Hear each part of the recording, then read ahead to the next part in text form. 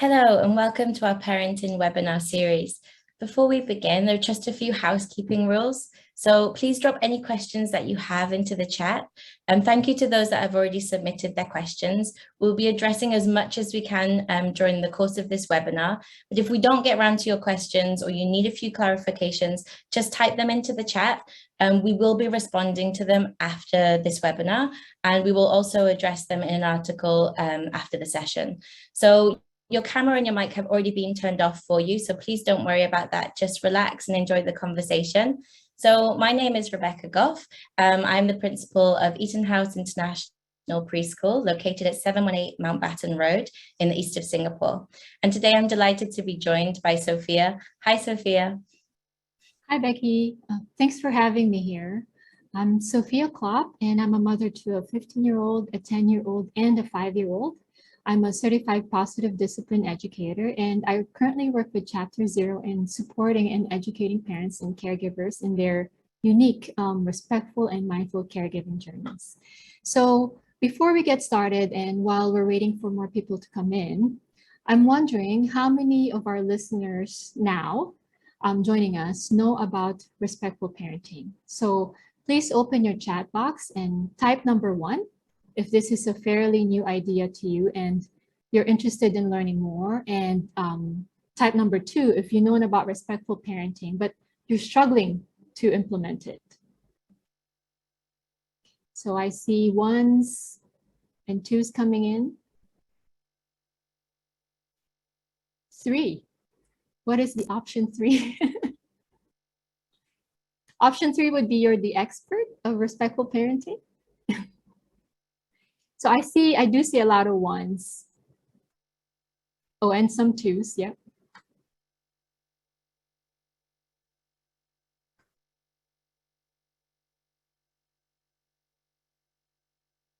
Great. So Leon says he knows. Number 3 is, he's on the zone. Like he's got it down. Okay. So thank you, everyone. Now, without further ado, let's start the conversation. Becky, the respectful parenting approach seemed to have gained a lot of momentum over the past few years. And I've known so many parents who are intentionally trying to go against the grain of how they were raised as children, including myself. And they seem to want to do things differently for their own kids. So let's talk about the two. What's the difference between respectful parenting techniques and traditional approaches? So from your educator's point of view, how does respectful parenting benefit children and families in the long run? Yeah, it's a really good question. I think the starting point is to recognize that parenting isn't easy. It's going to be full of ups and downs, but many parents do struggle with identifying the best approach for parenting. Now, as a result of years of research, it actually shows us that traditional approaches to parenting are not conducive. And we're actually seeing this huge shift in parenting techniques with, like you say, more and more parents really wanting to understand and implement this more respectful approach. Now, this is fantastic news, but I think parents can often feel really overwhelmed, especially if they were raised themselves with those traditional approaches. So because of this, we often see parents switch quite dramatically between different techniques. So for example, I might see parents switch between being quite permissive, often mistaking this for actually being respectful, and then switching again to being very traditional in other areas. So I think at this point, it's quite important to simply identify and define what the differences are between those approaches. So traditional parenting often involves quite negative forms of discipline. It's quite a top-down adult-to-child approach. There's quite that strong sense of hierarchy and control, whereas respectful parenting is based on connection, communication, that positive guidance, and love and trust. So one of the common mistakes that I tend to see a lot at school is that parents tend to think that being a respectful parent is actually being very permissive, but it's actually very inaccurate. Respectful parenting sets boundaries. We have expectations for children. It utilizes positive discipline. Parents respectfully guide their children through experiences. It doesn't mean that your children can do absolutely anything. Now, when you look at the benefits of this style of parenting, there's been lots and lots of research, and the research continues to grow, which is great. And we're seeing some really, really good findings. So, for example, there was a research project published by the Journal of Clinical Adolescent Psychology, which actually showed that respectful parenting led to fewer instances of childhood depression. Also, there were fewer instances of mental health issues when those children reached adulthood. On top of that, you see that there are lots of stronger parent-child relationships. There's more effective communication and collaboration, lower levels of those negative behaviors that we're of course trying to avoid, and also an increase in self-esteem and overall happiness of the children. So while you're looking at all of those things, it's really important to remember that respectful parenting is a marathon. It's not a sprint. It doesn't happen overnight, but time and time again, the research is really showing us that it's definitely worth the time and the effort for both parent and child. Yeah, that's so true, right? It's really a long-term game, and you invest in the relationship up front. And like you said, focus on connection and empowerment so that even when you're not around, they're still inclined to do the right thing. You know, that connection gives you that influence over your child. Now, you know, like you said, this is not in any way saying that if you raise your child respectfully, they will be perfect angels. You know, they will still make mistakes, especially in their teen years when they're meant to challenge the norm. But by then, you have built that foundation of connection and mutual respect and mutual trust. Both the parent and the child will feel secure in the relationship. So I feel like we really need to look at the big picture and think about what life skills do you want your children to have, you know, when they're adults, and figure out how can they progress towards those life skills while they're still in our care. And I think we also need to acknowledge that the earlier generations lived through much tougher times compared to us now. You know, there's world war, strife within society, times of scarcity. So it's really built in survival. And there's lots of fear and reactivity in parenting. And the reality is there's still lots of families out there, especially those who are marginalized, underprivileged, living with trauma. They don't have the luxury of a choice but to be on survival mode. So, you know, they don't know what tomorrow holds, much less how to properly support their children while they're struggling to support themselves. And, you know, it's important to note that everybody is just trying to do their best with the current tools and support they have. And for those of us who have the mental and emotional capacity to learn more about respectful parenting, we encourage you to keep an open mind and see if this resonates with you and your family. Because in the end, everyone, you know, adults and children alike, we all have the same need to be seen, heard, and acknowledged. So let's get ready to dive deeper into respectful parenting. You know, our kids spend a whole lot of time in school environment. And for me, it's nice to have that same continuity of care between home and school. And I wonder, as an educator, how do you practice respectful caregiving? Do you have some tips for parents who are wanting to practice respectful parenting at home? Yeah, so one of the key focuses that we have at school is developing and maintaining relationships that are based on trust, open communication, and respect. So teachers take the time to get to know each individual child as just that, an individual with very different perspectives and very different backgrounds. Now, educators know that at the core of every interaction is that relationship. So that's why we make it an ongoing focus throughout the child's time with us. So by being open, honest, and respectful in our interactions with children, we're actually developing trust, which also promotes that strong and meaningful relationship, which allows children to feel really secure, more comfortable with communicating with adults, asking questions or seeking guidance. Now, this will continue to grow in importance for children, particularly as they enter those new stages of life. So as you mentioned, those teenage years, it's really important that they have that trust in you and they feel they can come and communicate with you. So wherever possible, I would say spend some really good quality time with your children. And that means phones away, no devices, put this to one side, get to know them, know their preferences, know what they're scared of, their interests. Those things will all really help you to develop a really strong relationship. On top of that, we also promote something that we call informed choices. Now, I'm sure you've all heard of the terrible twos, and actually this couldn't be further from the truth. It's a really fantastic time, albeit it can be a bit challenging. Now, really around this age and stage of development, children are really starting to explore and understand who they are as an independent person, and realizing that they're separate from you as a parent or an educator.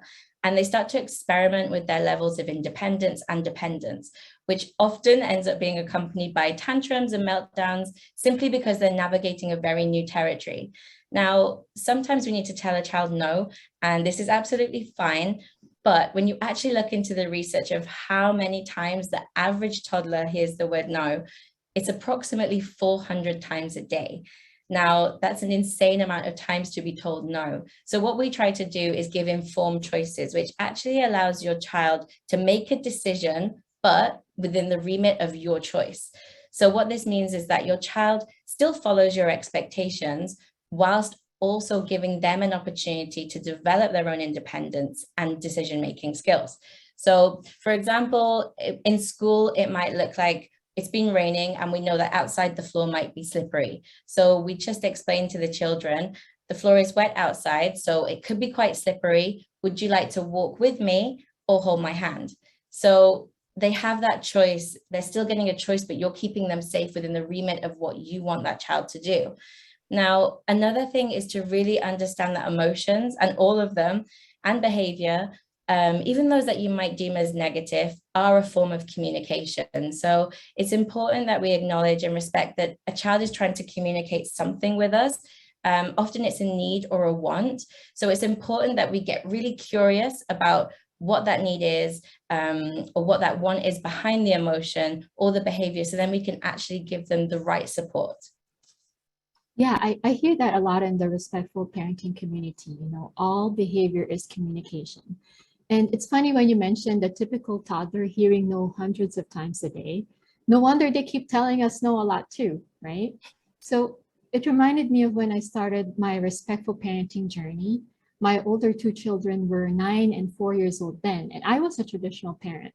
So when I first heard that, when the hearing no multiple times a day, that was when I was shifting slowly to respectful parenting. And I thought, gosh, I do say no a lot, and I do say stop it, a lot. And when you hear that amount of no as an adult, it shuts you down. It makes you feel discouraged, right? I don't think I would want to cooperate if somebody keeps telling me no. And I really had to reflect on what's important for me as a parent. And I had to purge the list of restrictions I had in my head, and came up with very few important ones that we could focus more on accommodating the needs of everyone in the family. Yeah, I think it's great to hear how that reflection can really support us as well when we're choosing how to parent, and how you can use reflection as a tool to make some really positive and respectful changes to our styles. So when we're looking at parenting, particularly at home, how would you practice respectful parenting at home? There's this one parenting meme that really stuck with me throughout the years, and it says, "Be the adult you would like your children to become." Now that's a pretty tall order, right? But respectful parenting at home is essentially modeling how you want your children to be. So they learn best by imitation. And according to research, the brain actually absorbs more nonverbal information, like your body language, your tone of voice, as compared to your what you say. So your actions really matter much more than your words. So modeling good manners, modeling how to deal with conflicts respectfully, saying sorry, even as an adult, modeling how to ask for consent and giving it. So if you want your kids to listen and pay attention to what you're saying, stop what you're doing and tune into their bids for connection when they want your attention. So if you'd like respectful children, show them how to be respectful. And this can apply from infancy, like involving the baby in caregiving activities, like before picking them up, make eye contact and say, "I'm going to pick you up now," before lifting them up. And then as they grow up, respecting that they will have different interests and plans than ours, and that we're not raising mini-me's. They are their own person with their own ideas and thoughts and decisions to make in their lives. Next is meeting them where they're at developmentally. So as parents, we tend to evolve and grow with each stage that they're at. And when we become parents for the first time, a lot of us prepared for it by reading books, what to expect at this stage of the pregnancy, what to expect when they're born, the first 3 months, and so on. But it shouldn't stop there when our babies are born. It helps to continue to educate ourselves. And you'll find out that tantrums are developmentally appropriate. Wanting to buy everything is developmentally appropriate. Even talking back and preferring friends over parents are developmentally appropriate behaviors. And when we educate ourselves, we can be proactive and prepare how to respond to those behaviors. So if you have multiple children like me, you may have already realized that they can be very different from each other. One could be easygoing and just goes with the flow. Then you may also have one who finds every transition or schedule change really hard and they get dysregulated. So much like how they get individualized learning in school, each child would greatly benefit if the parent meets them where they're at and address their individual needs. What else do we do? Like mindfulness, it's when we pause and look inwards at what's really going on for us physically, emotionally, and mentally in that moment. Being mindful of our actions and being intentional with our responses, especially when our child is having very big emotions. A respectful parent would accept those feelings and validate them, even though it makes us uncomfortable and feel very triggered. We should try our best to ground ourselves and hold space for them. It also means seeing conflicts as opportunities to teach children how to resolve them respectfully and effectively. Lastly is lots and lots of connection. You can never have enough of it. Fill each other's emotional bank with positive words and interactions. So in our family, each of us take turns deciding the weekend activity we all participate in. And my husband and I also try to do our best to do one-on-one time individually with each kid, depending on how much time we have. And then there's also family meetings where it gives each of us a floor to be heard without any judgment. They learn to express their opinions respectfully and we welcome their honesty. So I think family meetings help develop their communication skills earlier on and they gain more confidence. It helps them to know that their opinions are valid and that they matter. Yeah, I really like how you drew that link to modeling being at the core. So you're absolutely right. I think if you want children to behave in a certain way or demonstrate those certain dispositions, then we need to be modeling those to them. And children observe absolutely everything and they're looking at adults for that guidance. So I definitely agree that one of the best ways we can support that is by modeling it ourselves. Okay, so going into the next question. When I looked at the questions submitted by our listeners during the registration, quite a few of them asked about disciplining the child and about implementing consequences. There's some fear that we would just enable them, enable the child if they don't get punished. So can you tell us the best way to discipline a child gently and effectively? Yeah, I think a really good starting point here is what does discipline itself actually mean? So if I were to ask you what the word discipline means to you or what memories you have of discipline as a child, most parents and adults will say punishments and threats. So naturally we grow up with this quite negative connotation about discipline involving punishments, threats, and control. But as research continues to develop, we're actually needing to reevaluate that and to shift our mindset about discipline. And I think the easiest way to do that is to go back to the start. So when you actually look at the word discipline, it comes from the Latin word disciplina, which means to give instruction or knowledge. So essentially it means to learn. So when you have that as a starting point, it's easier to shift your mindset about discipline to a more positive one, which focuses on teaching and learning. So for early years, it is particularly important to consider your child in terms of their age and stage of development, and in particular, brain development. So you're probably all pretty familiar with the left and right side of the brain, obviously being anatomically separate, but also functioning quite differently. So the left side of the brain helps us think logically. It organizes our thoughts. It supports us with linguistics, while the right side of our brain is very nonverbal. It's holistic It helps us send and receive those signals to communicate non-verbally. So your eye contact, your tone of voice, your gestures, and it specializes in those emotions and feelings. So young children are right brain dominant. So especially children in those first 3 years of life, when they're learning how to express themselves and they're still developing that logic and reasoning. So young children live very, very much in the moment. And there's a book by Dr. Gough, and he looks at the whole brain child. And he shares a really simple example of a child being fully immersed in just watching an ant trail without absolutely any interest or worry in the fact that they were late for school or a doctor's appointment.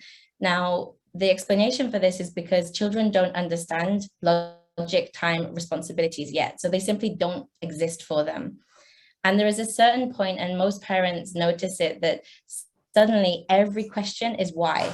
And that is essentially when that left side of the brain is starting to get really more involved, and children are really starting to develop logic and reasoning, and they want to build those connections. So when you relate that to behavior, this is why so many young children will not always respond to a logical explanation when they're in that moment of emotional dysregulation. And it's simply because they're dominated by that right hemisphere. So it's important that we connect with the right side first and then build connections back to the logical side. So essentially what we're trying to do is support that horizontal integration, because we want children to understand and utilize both emotions and logic. Now, because children are right brain dominant, when they're upset or experiencing those really big emotions, if you go straight in there with logic, you're probably not going to be heard and it won't work. So it's important to address that right brain's emotional needs first. So connect with that emotional side, allow the child to feel like they're in a safe space with someone who's a trusted adult to help them calm and regulate their behavior and emotion before you start to apply the logic through reasoning and so on. Another is looking at consequences. So something I would recommend is allowing children to explore consequences within a safe remit. So it's important for children to learn about the impact of their choices or their behaviors. There are consequences that happen naturally within any given day to all of us, which we don't have control over, and they're actually great learning opportunities for children. So an example of this could be, if you don't eat your lunch, you will feel hungry. If you don't take that nap, you will be tired. Now, these happen time and time again to all of us, and where possible and safe to do so, I would definitely recommend allowing children to explore these and understand the choices that they make have certain impacts on themselves. So by understanding consequence, we're actually more equipped to make better choices. And it's exactly the same with children. Now, of course, there are consequences that can be decided by adults in relation to a child's behavior or actions. So providing consequences for children is absolutely fine, but you need to make sure that they are related to the behavior, that they're respectful, and that they're also reasonable consequences. So as an example, it could be that maybe your child was hitting a sibling with a toy. It could be something as simple as that. Now, a related consequence in that moment would be just to take away that toy for the moment, explain your rationale, and then give it back to them when they're calm and it's safe for them to re-enter into play.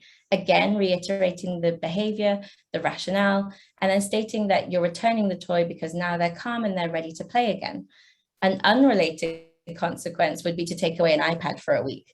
It has there's no link there for the children to understand. So the consequence doesn't relate. And also the child's not supported as a learning opportunity about socializing and collaborative play.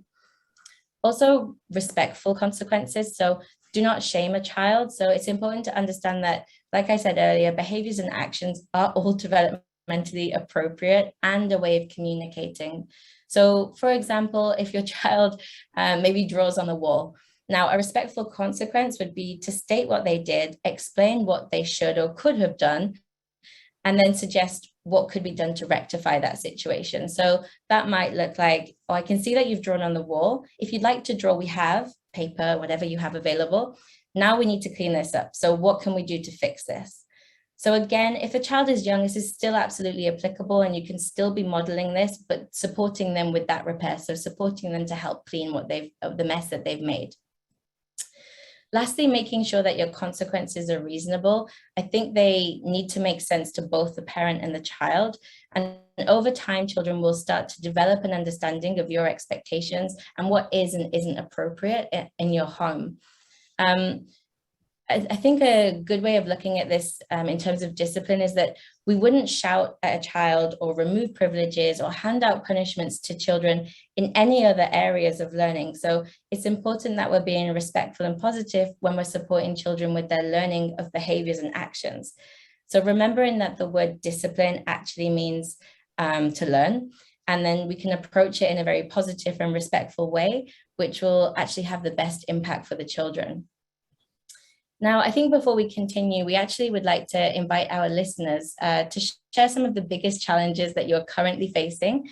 So when it comes to responding to those difficult situations. So we're going to launch a Mentimeter in a moment. So please open the browser on your phone, type in the code that pops up on the screen. And if you can share the top 3 challenges that you're currently facing in your parenting journey.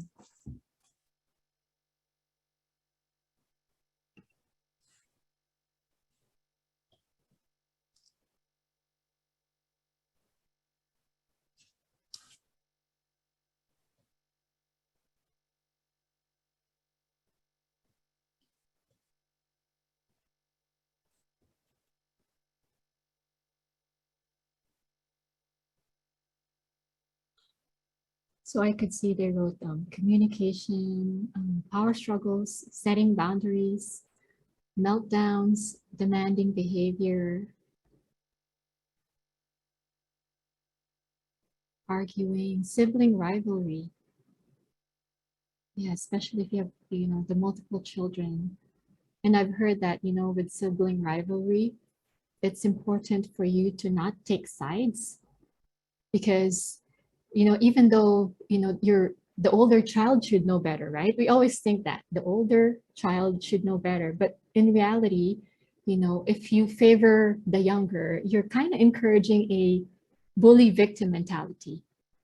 The older child will start to feel discouraged, like, oh, okay, so, mommy prefers the younger one better. They're always right, So then, if you don't take sides, then, there's you could teach a lot more by resolving those conflicts respectfully within, the family.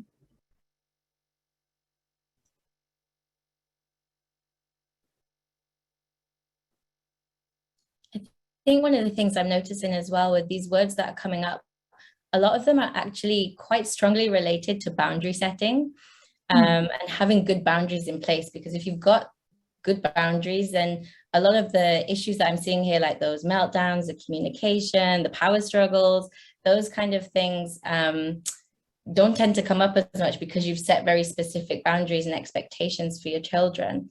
I'm just thinking now, I'm wondering, we could potentially look at how do we respectfully put in boundaries that will meet the needs of both a parent and a child? Yeah, so I think setting boundaries is easy. Holding the boundaries is the challenging part, especially if our child is upset. So setting boundaries, and this applies to any age really, and even to our partner, our colleagues, or friends, it can be done using preventive iMessage. So the statements would typically start with I, like I need, I feel, and it must be clear and it should honestly reflect your thoughts and feelings. So preventive iMessage let the other person know of a future need you want to meet and helps to prepare them for what you want to do.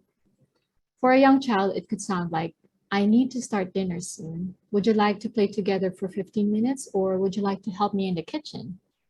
And for older ones, it could be, I'd like to hear your plans of completing your homework this week so we could plan for family time. And then for your partner or even your children, I need some help tidying the house this afternoon before our friends come over for dinner. How much time do you need to finish what you're doing so you could help me? So I've also given them a heads up as to how I feel that day. I tell my family, I didn't sleep well last night and I'm feeling so exhausted and irritable. Please give me some space and I need some time alone. And then they would know that daddy would be the better person to help them. Now, when we start assuming that the other person should know better or they should read your mind, then that's when we get mistaken. That's when we get resentful. So instead of waiting for a problem to happen to fix it, the preventive I messages clearly describe how you want events to turn out, which increases the chances that the other person will adjust their actions so that they don't block your needs. Now for holding boundaries, the challenging part, especially when we're met with opposition. I've listened to this podcast, The Good Inside by Dr. Becky. She says, why is it so hard to uphold a boundary or a decision when they're upset at us? It's because at some level, we are looking at their approval of our decision. And when we don't get that agreement from them, that approval, that really spirals us. She said that the only person you need to convince about the boundary is yourself. She mentioned this trick. For example, you want to tell screen time is over. Before you approach a child, you go in front of the mirror and you just say to yourself, Sophia, the only person you need to convince about this decision is yourself. Screen time will be over. And I am convincing myself, that the decision is mine. And you repeat it until you're confident. So in a way, you're psyching yourself up. You're doing a mental prep. And Dr. Becky said that it'll help you show up sturdier to your kids because you're not unconsciously looking for their pushback. My kids are not going to like this decision and it's okay. I don't need their approval. I have my own approval and it's enough. So this is where the kind and firm approach would serve us better. I know it's, you could tell them, I know it's so hard to stop playing. I love you and we have to get ready for bed now. If it's all kind, like, okay, this is the very last one. Okay, you said last game earlier, but okay, 5 more minutes is fine.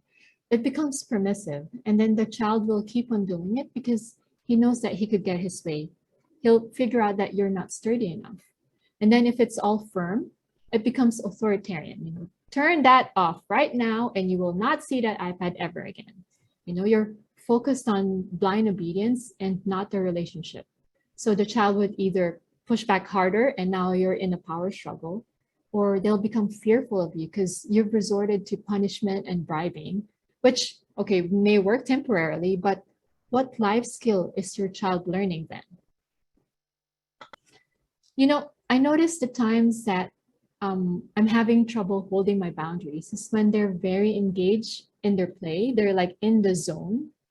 And, when does a child engage in that independent play and how could we actually nurture it as parents?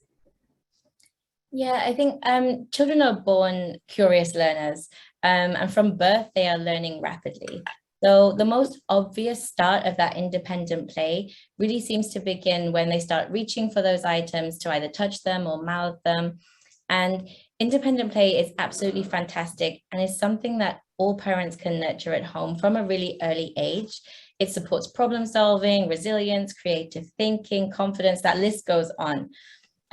When it comes to it getting involved and nurturing, I think some parents quite often feel that they actually need to be the one who's guiding their children throughout their play or be physically next to them all the time. But actually that couldn't be further from the truth. So to promote independent play, it's about a balancing act of when to and when not to get involved. And I've seen it many times before where a child may be really deeply engrossed in something that they're doing and a very well-meaning adult comes along and gets involved. So they might make suggestions, ask questions, and actually it had nothing to do with what the child was really thinking about or focusing on. And quickly the engagement for the child just gets lost and the child will move on to something else, or they'll struggle to get back involved in their own independent play zone. So I think what's important is if a child asks you to play with them, so it could be from a non-verbal child, it might look like they pass you a resource or a toy, or they might take your hand to direct you to something. Obviously, for older children, they may just specifically ask you, then absolutely go for it and get involved with them. But I think what's important is when you see your child is very in that zone, you don't have to jump in. Just try to stop yourself. Try to avoid asking too many questions or jumping in just as you think it's getting really interesting. Just instead, just observe them, see what they're doing. And I think to promote independent play and resilience, allow your children to face challenges. And you can step in just before you think that they're going to give up on something. So that's a really pivotal time that you can actually scaffold that learning for them and provide them with the different resources or options or things that they could try. So most parents, most of the work that actually goes into independent play kind of happens behind the scenes. So for example, you can change your play space up. It doesn't always have to be in the playroom or the bedroom. You could go outside, you can go and enjoy it on the balcony, you could go to the beach, use the living room. Play can happen absolutely anywhere. So changing the space will also change the experiences and the different opportunities for the children. I think if your child struggles with making decisions, I think sometimes it's that they are just overwhelmed by the amount of options that they have. So you can help them by giving them a choice. Would you like to play with this or would you like to play with that? Or it might be that you set something up on the mat ready for them and see how they engage with it and if it's something that they want to do. You can also mix it up and offer or add resources. So if you notice that your child is constantly playing with the same thing and you think, I have a million toys, why are you always going to this one? Then maybe it's a pretend kitchen. Add something new to that space. So it could be that you add Play-Doh to the kitchen. It could be that you add a doll to the kitchen area. It's just something additional that might drive their interest in their learning in different ways. So nurturing independent play, I think, is fantastic, and I definitely recommend it to all parents, but also making sure you definitely schedule that time in your day for those shared play opportunities and connections throughout the day too. Yeah, I like the behind the scenes work you mentioned. You know, the hard part for me as a parent is knowing when to step in or not. You know, I would like to connect with them and perhaps ask them to move on to the next activity, but then it's interrupting their thoughts and now a power struggle starts. You know, you have quite a number of students in your care. How do you deal with power struggles and defiant behavior in school? A few of our listeners asked this question too prior to today. How do you deal with that defiant, demanding behavior and not lose your cool? Yeah, I think the first thing is be there calm. Now, I think it might seem really obvious, but it's actually easier said than done. And surprisingly, it's one of the easiest ways that you can support a child when they're demonstrating a challenging behavior or a moment of emotional dysregulation.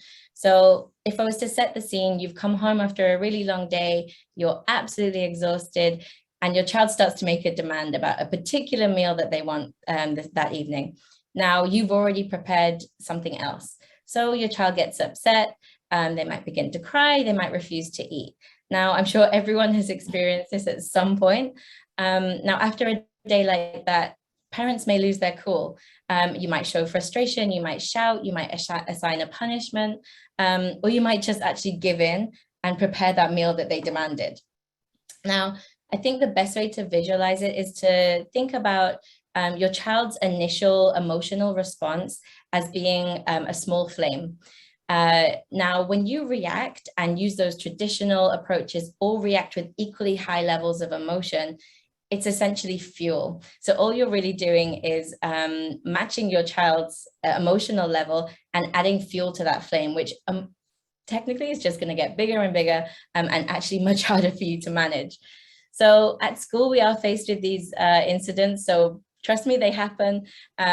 You're not alone in this. But what we try to do is we keep our cool in terms of focusing on our tone, our pitch, our voice being very clear and firm.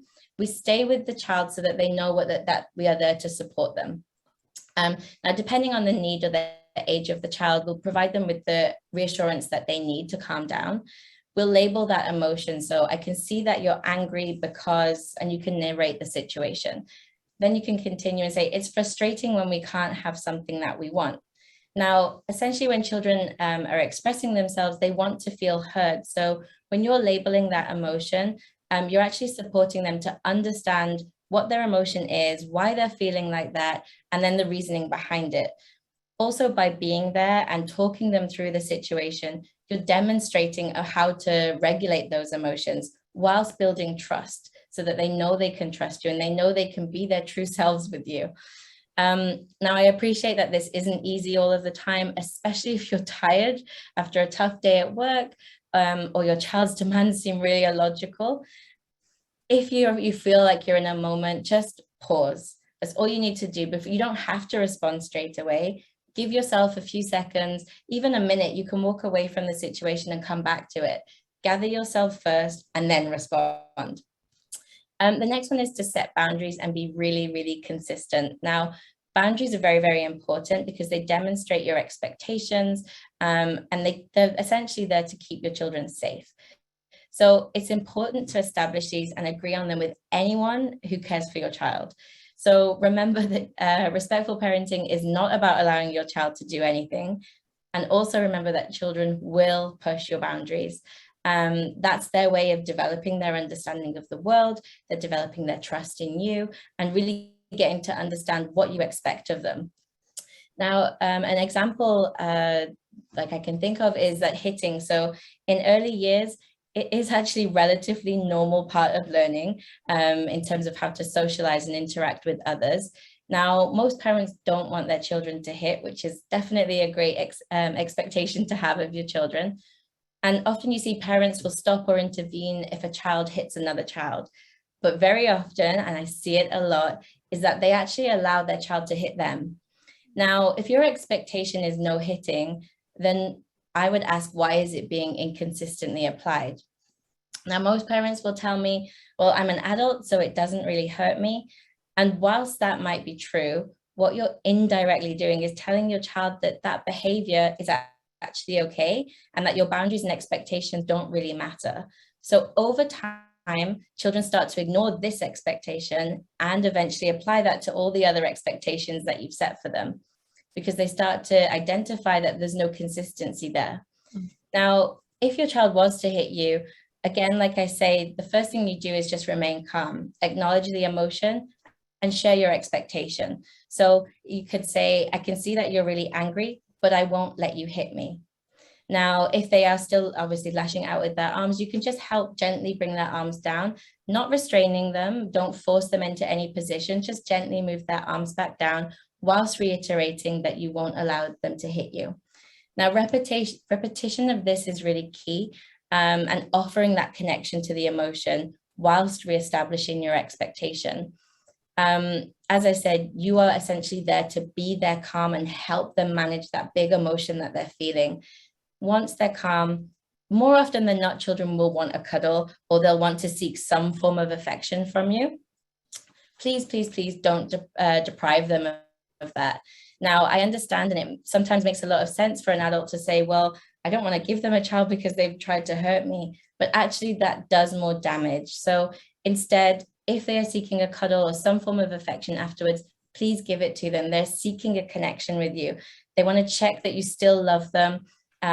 So when you give them that cuddle, you can say something as simple as, I love you, but I won't let you hit me. And again, you're showing them that affection. You still love and trust them, but you're reestablishing that expectation that you had.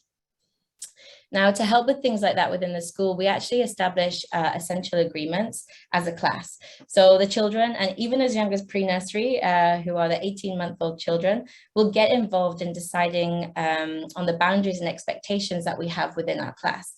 And you could actually create this as a family as well. So you could have a family essential agreement where children get involved in the decision making about the expectations that you have as a family. It actually gives them ownership and responsibility. Now you can make them fun. They don't all have to be like, no hitting, no this. Make them positive. Add something in there like, we agreed to play together every day. It's just a great way to get children involved in boundary setting. Yeah, I love that visual of the flame and how our anger can fuel the flame and actually make it bigger. And you know, those examples you gave can very well apply to the home also. So some days can feel like a constant battle over everyday tasks, like getting ready for school, getting homework done, or bedtime. You know, you hear no all the time and they refuse to do what they're told. Firstly, and you mentioned this earlier too, we have to think about where they're at developmentally. So research shows that the human brain doesn't fully mature until their mid-20s. And the last part of the brain that develops is the prefrontal cortex, which is by our forehead. It's responsible for rational decision-making, moderating social-emotional behavior, what's good or bad morally, and thinking about future consequences. So developmentally, a toddler is meant to be high-strung, strong-willed, defiant. They live in the moment, like you said, and without thought of what happens in the future. And preteens and teens are meant to push boundaries and have big emotions and the not so beautiful words that come with those emotions. A useful mantra that I've learned to use during pushback is, I'm not taking this personally. They are not giving me a hard time. They are having a hard time. So they don't have the tools yet on how to deal with the problem they're facing. And that's where us parents should support them. I've also heard experts say to think of the child's behavior as an iceberg. What you see above the surface are the problematic behaviors, but what's really going on underneath? Are their basic needs met? Do they have sensory needs? Do they feel powerless, overwhelmed? Are they anxious? Perhaps they're thinking, are my thoughts valued? Or do I even matter?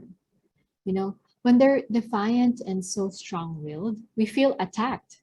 So our conditioning tells us to go on defense and then we fight back, you know, you cannot talk to me that way, you know, like, but let's be mindful. And like you said, practice the pause. Ask ourselves, who is the adult in this relationship? Who has the fully developed brain? So we need to disengage in that power struggle, that tug of war, and drop our side of the rope. So instead of thinking, how do I fix this behavior? We can ask, what's making it hard for them? Why are they struggling? As an adult, if I'm having a hard time, I would feel mad if somebody's trying to change me or fix me because I'm not broken. I'm just having a very difficult time. You gave wonderful examples earlier, Becky, on how to empathize and connect with their emotions. And I guess I can add an example when they're older. So a common concern from parents is how to deal with talking back, or when they're screaming at you, or even use swear words at you. And this can be very, very triggering. You know, I can imagine a lot of us have been severely punished when we did this in our childhood.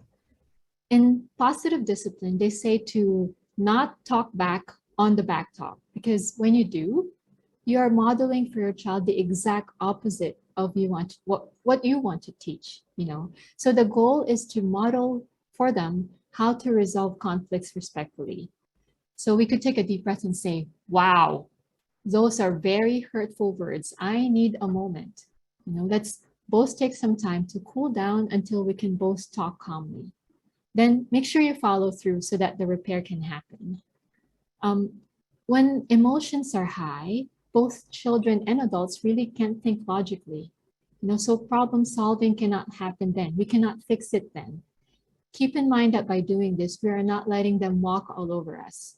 We are being strategic and intentional at thinking how and when is the best time for our child to absorb what lesson we want them to learn. And that would be during calm moments. So following through is very important. And there are also ways to preempt those power struggles. You know, first, pick your battles. Is this something that you can let go of? Are you being too nitpicky? You know, next is involving your child in creating a plan, like the family essential agreement you mentioned. You know, if mornings are super stressful, ask for their input on the morning routine they can follow. You know, can things be prepared the night before? Do you need to wake up 30 minutes earlier? You know, if they're involved in making it, they're more likely to follow it. And if they're having a hard time following the routine that both of you agreed on, it could help to do it with them, like brushing your teeth together or cleaning up together. And they will get there eventually. You know, they just need their patience and our trust. Now, there will be times that ruptures happen and the parent loses it. We're all humans and you're not alone in feeling the guilt after. It happens to me too. When both you and your child are calm, I usually do this during bedtime when we're all winding down. You can reflect on what happened with them and repair the relationship and reconnect. You know, so, hey, this morning didn't go so well. I'm sorry I shouted at you. I was feeling so stressed out and because I don't want to be late. Can we start over? You know, don't be afraid to acknowledge when you've made a mistake and apologize to them, because it would be a great learning experience for them, knowing that adults can make mistakes too. And it's okay to accept each other's shortcomings and that we're all just trying our best. You know, then both of you can reflect, okay, what can we do better next time? I think the biggest realization I had as a parent is that respectful parenting is actually a journey of self-healing. All these emotional baggage, these triggers were unknown to me until I had children. I thought I was okay, then I had children, and then all these triggers come up. So reading this book, Parenting from the Inside Out by Dr. Dan Siegel, it was eye-opening for me, as well as practicing mindfulness and meditation, just doing a simple body scan and noticing where my body is tensing up when I'm feeling triggered. And slowing down my breath really helps. It's when we have that self-awareness, that deeper understanding of ourselves, that we become a better parent. Yeah, I really love your example about being aware of your own triggers and being mindful of those, because essentially they're how we will then naturally respond to a situation. So I think, like you say, you need to consider yourself first as well before you then jump in to respond. And I think it's really important that you're really kind to yourself, because this is going to be an ongoing journey. It's not something that changes at the click of our fingers. So I think by utilizing respectful parenting at a young age, it actually supports when you get to those challenging behaviors that you mentioned when they get to the teenage years, because you've actually supported the children to develop some of those key skills already.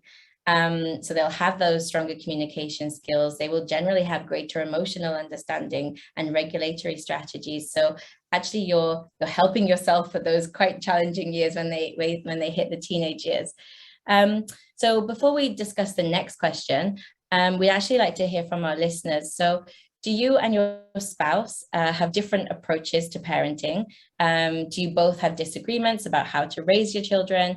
So a poll will come up on your screen. So please select one of the options. So yes, no, or sometimes.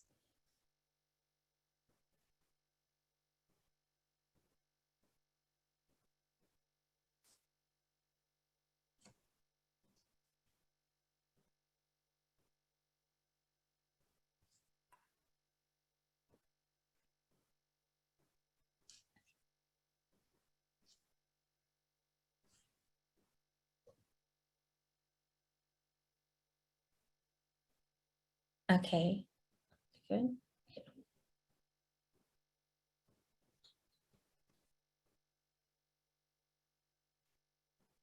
Okay, so we'll just give it 10 more seconds just to see if we get any more responses.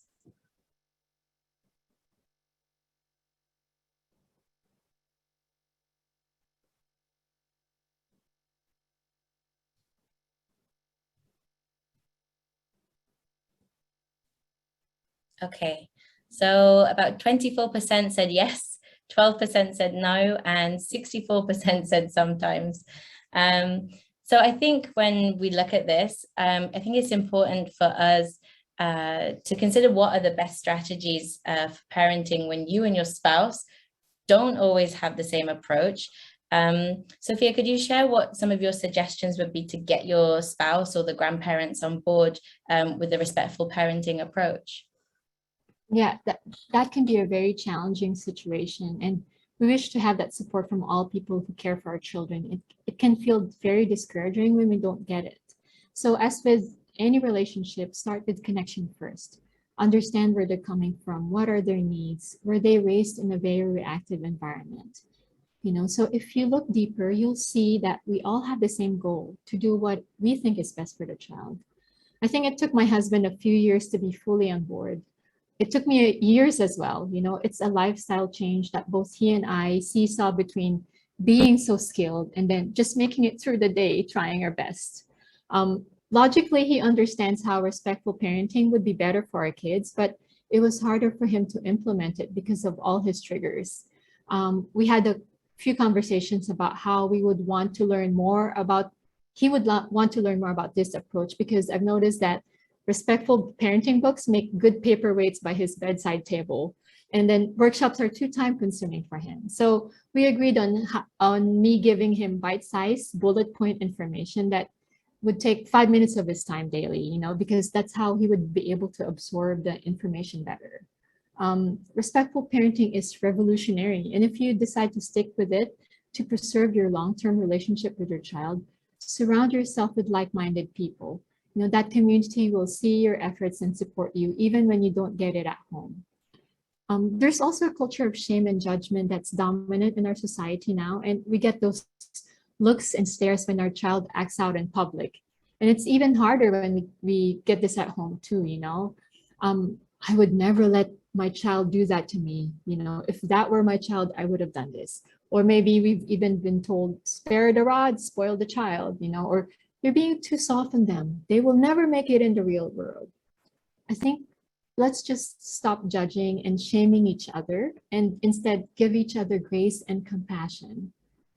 It took me years, but now when my kids act out in public, I don't even look at people or apologize to them for my child's behavior or care about what they think. I look at my child and I see eyes that need me.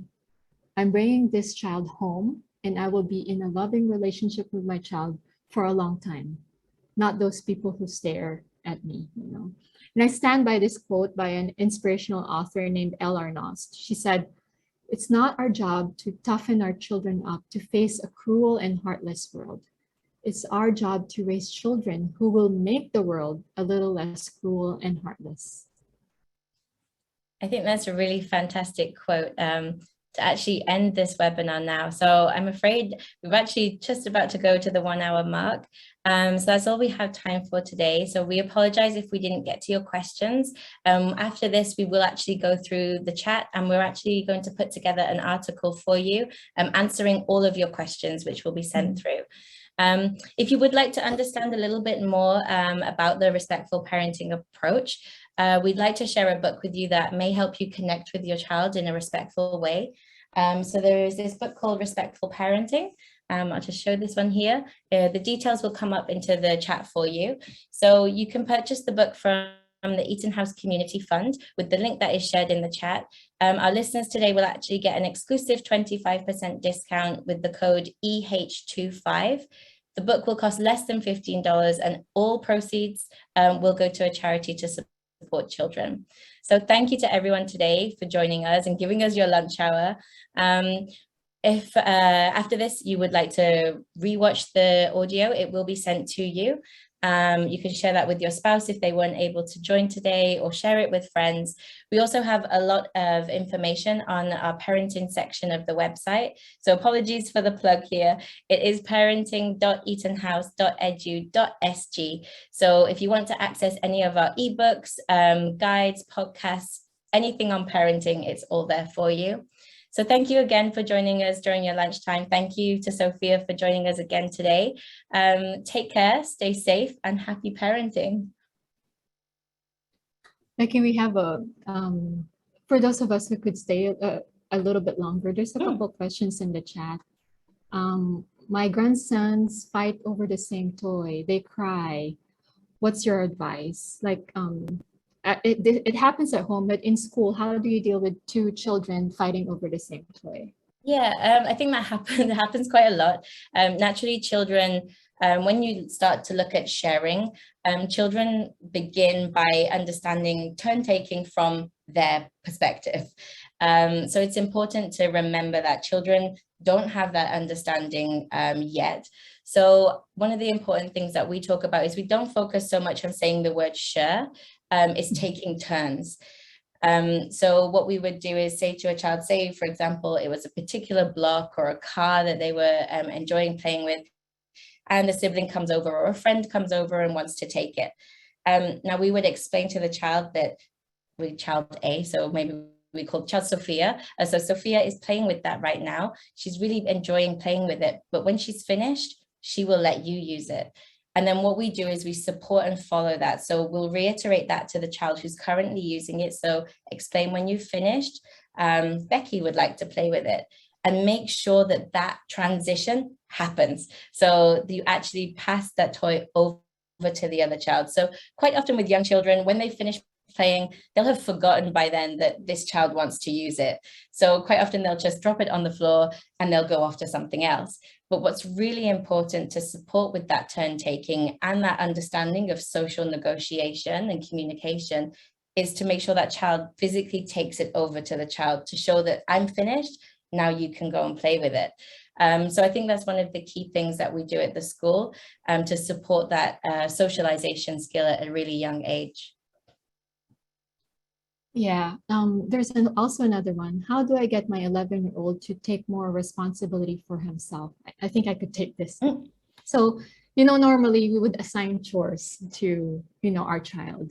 But if you notice that things are not happening, they're not being responsible, for example, putting away the dishes. If you notice that, maybe you could sit down with the child and say, what's blocking your way into doing your responsibility? And it could be like doing homework or whatever responsibility they have in their, they have in their lives. How can I support you? Can you tell me more? What's preventing you from doing this? And then see what they say. Because when you're in collaboration and communication with them, you'll be able to see their perspective, oh, because I can't do this, then you'll be able to problem solve what can be done better the next time. What else do we have? I think that's all, right? Okay. Thank you so much. Thank you, Sophia. Yeah, and I think, like I said, we will go through all of your questions. Anything that we haven't already answered, we will put into an article and send to everybody. And this recording will also be sent to everybody that registered. So you can watch that again later if you would like to. So thank you, everybody. Stay safe and yeah, enjoy the parenting journey.